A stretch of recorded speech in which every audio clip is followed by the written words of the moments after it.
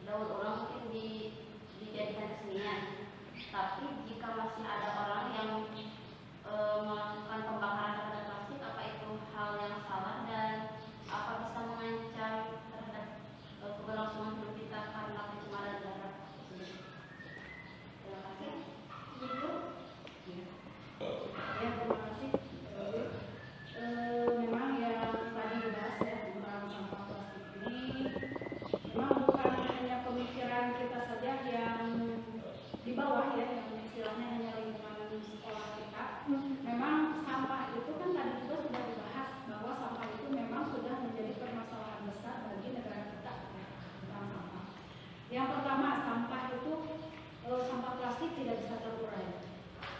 Terus bagaimana itu si sampah plastik teh sering dibakar ya, sedangkan dari pembakarannya sendiri itu bisa menimbulkan polusi ya. Memang ini mungkin menjadikan istilahnya itu dilema ya sebenarnya. Jadi pemerintah juga belum bisa memposisikan bagaimana sampah ini bisa hilang, karena itu tadi kata Ibu harus kembali kepada kesadaran diri kita masing-masing. Sekarang kita, karena kita yang membahas adalah di sekolah dulu, berarti kita yang di lingkungan kita dulu saja kita pikirkan. Mulailah mencoba jangan selalu membakar sampah ya, untuk mengurangi polusinya, tetapi lebih kepada apa sampah yang kita kumpulkan itu supaya bisa diberdayakan kembali, yaitu mulai dari diri kita sendiri saja, kesadaran dari diri kita sendiri. Mudah-mudahan kedepannya mungkin pemerintah juga akan mempunyai program lebih baik lagi tentang sampah-sampah yang ada di negara kita. Karena ya tentang sampah ini pemerintah juga sudah berbagai macam istilahnya udah berusaha mengurangi produk yang memang mengurangi supaya tidak menimbun banyaknya sampah. Tetapi tetap saja kembali lagi karena masyarakat juga mungkin penjualan baik itu makanan, baik itu pakaian atau apapun tentunya dikemasnya akan memakai plastik ya. Nah, nanti mungkin kita akan kaji ulang bagaimana caranya supaya ada sampah dari plastik itu bisa dijadikan sebagai bahan, bisa dijadikan pupuk ya kalau tidak salah dari plastik juga, tetapi memang untuk bahannya tidak hanya satu saja dari plastik, memang itu harus memakai bahan-bahan yang lainnya juga ya. Mungkin sedikit dulu bisa Pak Jani ingin menambahkan dari pertanyaan Teteh.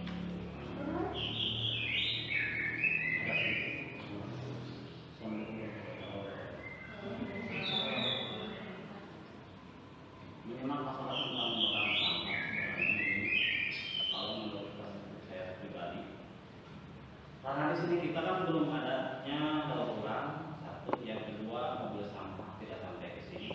Maka kalau melihat kemudian sampah tersebut dibiarkan seperti plastik, dia itu kan mempunyai waktu untuk kadaluarsa sampai hampir mencapai 250 tahun. Bisa kebayang, jangankan 250 tahun, 1 tahun saja sampahnya sudah berserakan. Plastik seperti itu. Maka meskipun dibakar ini madarat, yakin apa madaratnya? Yaitu mudaratnya diantaranya satu, menimbulkan polusi yang kurang baik. Tetapi kalau dibiarkan itu semakin atau lebih jelek lagi. Buktinya ketika ada banjir, kalian bisa melihat rumahnya Pak seperti apa. Kemarin saya sampai datang ke sini, gimana ini? Ternyata kena banjir. Salah satunya penyebabnya adalah sampah. Kalau seperti pisang atau sampah yang mudah busuk itu tidak jadi masalah, bahkan diberi buntun bagus karena dia akan menjadi pupuk. Tetapi ketika sampah-sampah plastik tersebut dibiarkan dengan alasan tidak dibakar jadi polusi, maka nanti kecelakaannya atau mudaratnya akan lebih besar. Makanya lebih baik dibakar saja, tapi dengan misalnya ini satu diantaranya tidak di dekat rumah perang, bisi kaluan yang batur, muka duana atau untuk kobong, bisa ada kobong, kayak jadi rame. Yang ketiganya, jangan makan mesin hujan, karena percuma saja dibakar mesin hujan, udara di situ dibakar. Pas sudah dibakar orangnya pergi, dilihat sampahnya ternyata tidak terbakar, itu menjadi sia-sia. Jadi kita bisa memilih antara dua faktor madaratnya, mana yang lebih besar dan yang lebih kecil. Seandainya menimbulkan madarat yang lebih besar, menurut saya ini tergantung kalian semua itu memastikan. Tetapi menurut kita mengambil madarat yang lebih kecil dibanding dengan madarat yang lebih besar. Terima kasih. Baik. Sudah bisa diterima pendapatnya? Menurut saya, iya betul, karena pembakaran sampah ini sebenarnya isu krusial ya. Sudah di internasional, tahap internasional, tahap dunia. Karena makanya ada slogan untuk mengurangi sampah, teman-teman. Untuk mengurangi sampah.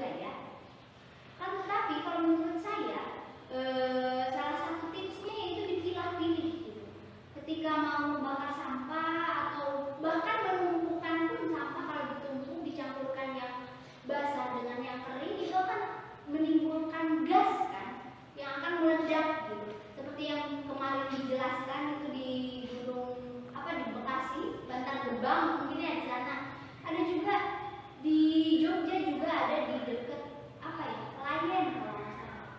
Daerah mana ya? Daerah Bukit Bintang di sana itu pembuangan sampah juga. Jadi sapi-sapi itu kering kerontang, dia tinggal tulangnya aja. Mereka memakan makanan sampah basah dan sampah plastik di situ. Mereka itu sangat miris sekali ya. Karena di Pemprov Jogja pun gitu. Karena saya di sana melihat lingkungan di sana, ternyata mereka belum bisa mengolah itu juga. Jadi menurut saya hal yang paling benar itu dari diri kita itu memilah-milih sampahnya gitu. Ketika yang ada yang basah, sampah basah seperti makanan dan sebagainya, itu bisa dibuatkan lubangnya sendiri, kemudian untuk pembakarannya itu dibedakan juga gitu. Untuk yang pembakaran di situ aja, biar tidak menyebar kemana-mana. Menurut saya seperti itu sih ya. Udah, ada lagi yang ingin bertanya?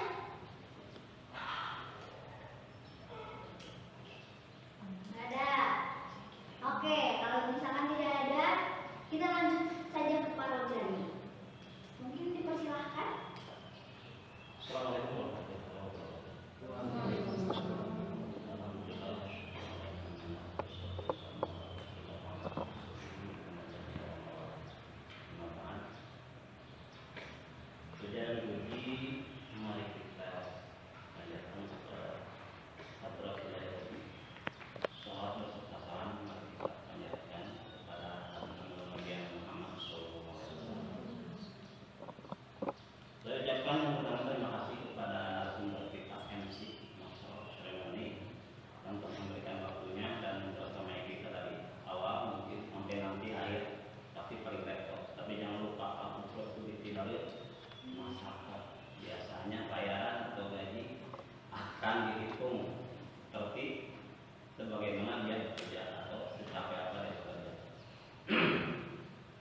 Dan juga tiru kamera, lebih dari tiru kamera sebenarnya tayangan ini lebih dari tiru kamera, persiapan kamera dan lain sebagainya, bahkan penyediaan materi sepertinya ya tidak materi sekaligus.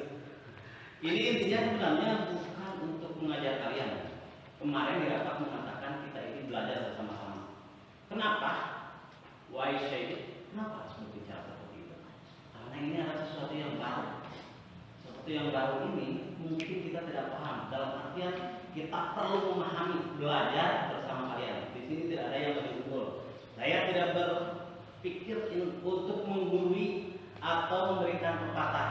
Meskipun ada kata Sunda yang berkata ilmu mah lain keluar tina binjurang, tapi datangnya di papan urang. Dalam artian kita bisa memahami suatu hal itu bukan dari kaki, tapi kalau dilihat memang dari ada tiga sumber. Yang pertama apa? Dari sesama manusia lagi. Yang kedua dari pengalaman, experience dan juga. Kemudian yang ketiga, kitanya dari buku. Makanya buku dikatakan sebagai jendela ilmu. Ya. Materi yang akan saya bahas kali ini supaya tidak ngawur kesana kemari. Materinya adalah pemahaman siswa terhadap nilai-nilai tradisional, tapi berdasarkan perspektif pandangan Eko yang kemarin itu Eko yang sedang kita pelajari di pesantren. Jadi menurut ekologi santri, apa pemahaman tentang nilai-nilai tradisional?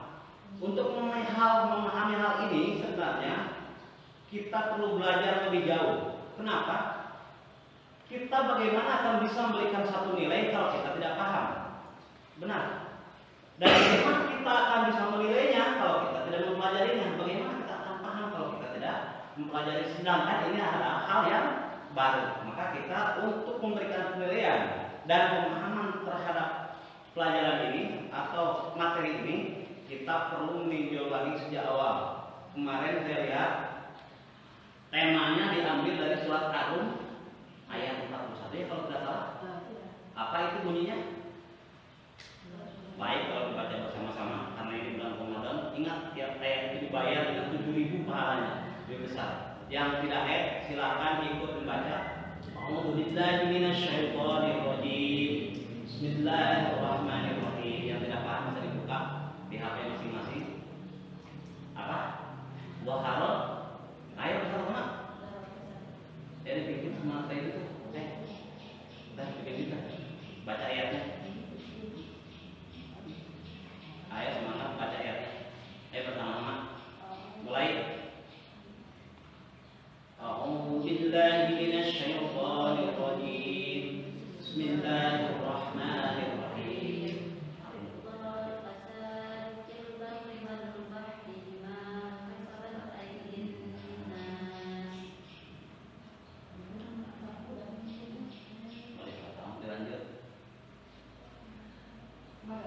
Artinya semua sudah paham kan?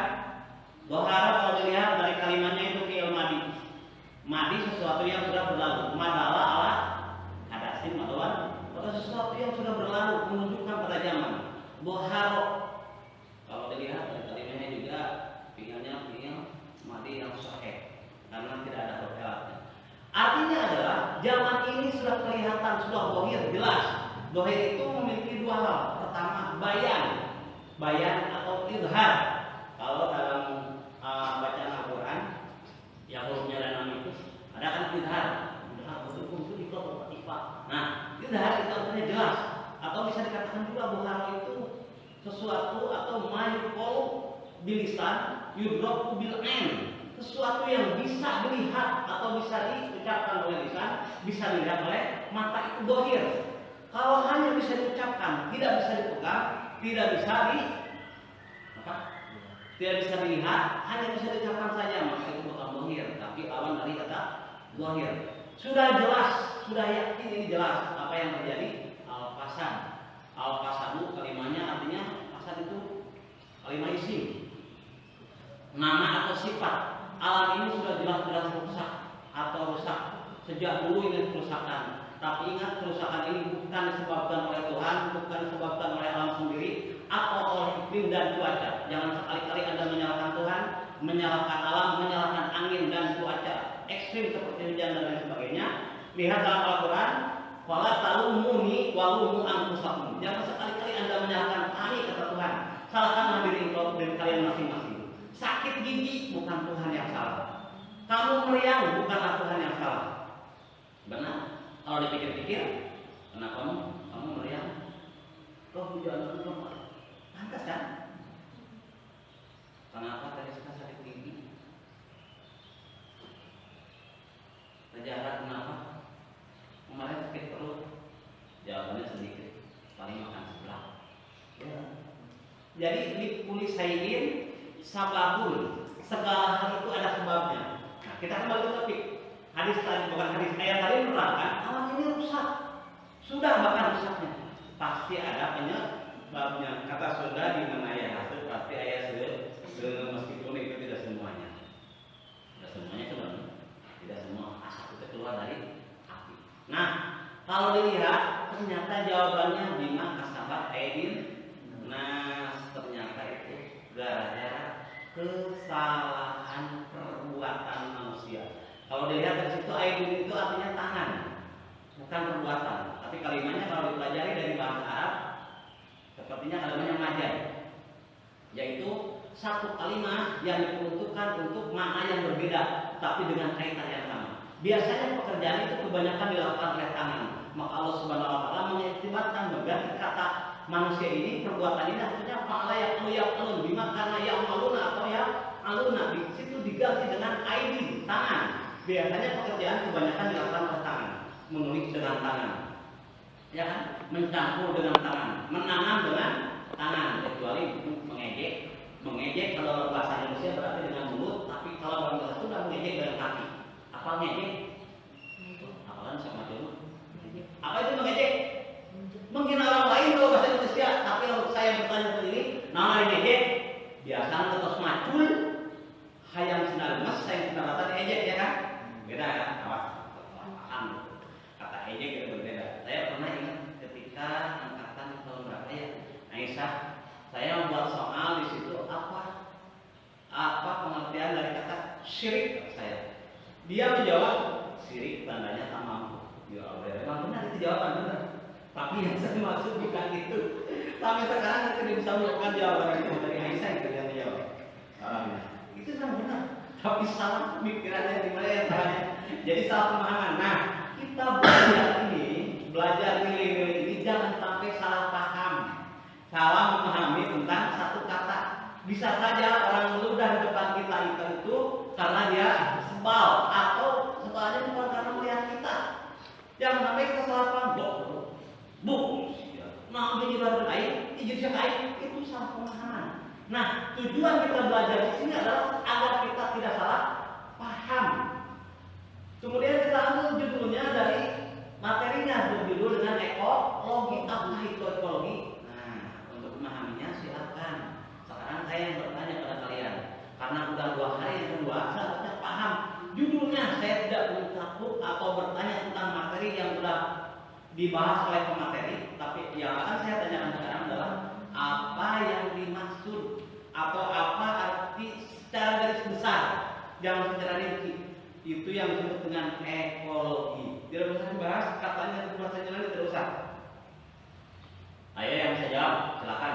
Coba ini yang bisa jawab. Tadi kan jawab udah, sekarang jawabannya. Apalagi yang 2 ini kemarin saya lihat absen, tidak ada. Saya lihat di video nggak ada. Saya di sini tidak ada. Saya pulang, lihat di video masih tidak ada. Tidak ada. Yang mau menjawab apa itu ekologi? Hubungan timbal balik antara manusia dengan lingkungan kita. Udah jelas belum? Saya nanya nih untuk para siswi. Udah jelas belum? Belum. Nah, benar-benar. Saya juga merasa tidak belum. Apa yang belum jelasnya coba? Ada yang tahu apa yang belum jelasnya? Saya rasa yang belum jelasnya itu timbal balik. Karena orang Sunda yang tahu timbal itu nasi dibungkus dengan daun pisang timbal. Nah, jadi yang ini saya tanyakan itu apa yang disebut dengan timbal? Timbal balik dan timbal. Ada anu wae. Karek biasa. Jangan membahas oke ini. Apa itu timbal? Hubungan balik. Membalik percaya. Kalau berbicara tentang balik saya percaya.